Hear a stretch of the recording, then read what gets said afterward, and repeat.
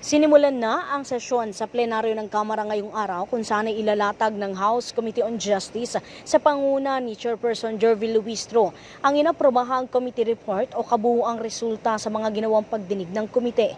Kanina nagkasa ng misa sa People's Center ng Batasang Pambansa na pinangunahan ni Franciscan Father Greg Redoblado kasama sina Father Robert Reyes, Father Joel Sabalya at mga co-celebrator na dinaluhan ng iba't ibang grupo kabilang na ang mga civil society organizations, observers at mga mananampalataya. Sa gitna ng misa ay nanawagan ang mga pari ng katotohanan, pananagutan at katapangan sa gitna ng usapin ng impeachment. Matatandaang si Father Sabalya ang isa sa mga complainant ng ikatlong impeachment complaint laban kay Vice President Sara Duterte na idineklarang may probable cause kamakailan. Iginit naman ni Father Redoblado na ang kapangyarihan ay dapat gamitin para sa paglilingkod at hindi para sa pansariling interes.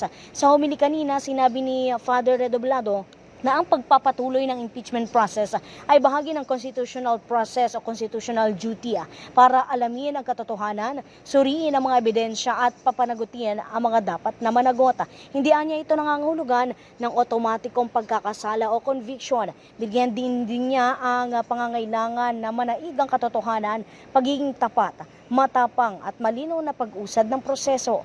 Iginiit ng mga pari na ang proseso ng impeachment ay hindi usapin ng pagiging laban sa sinuman, kundi pagtindig sa kasakiman, abuso sa kapangyarihan, pandaraya at kawalang malasakit sa taong bayan maging sa buong bansa.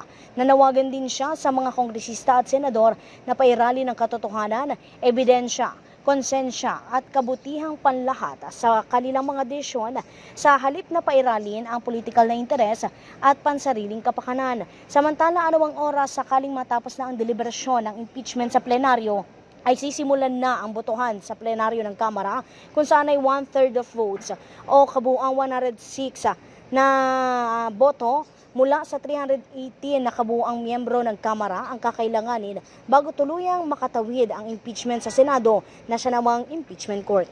Ito si Patrol 30. Jelly Mendez nag-uulat para sa impilang may todong lakas sa DWIZ. Nagbabalita ng tama, naglilingkod ng tama.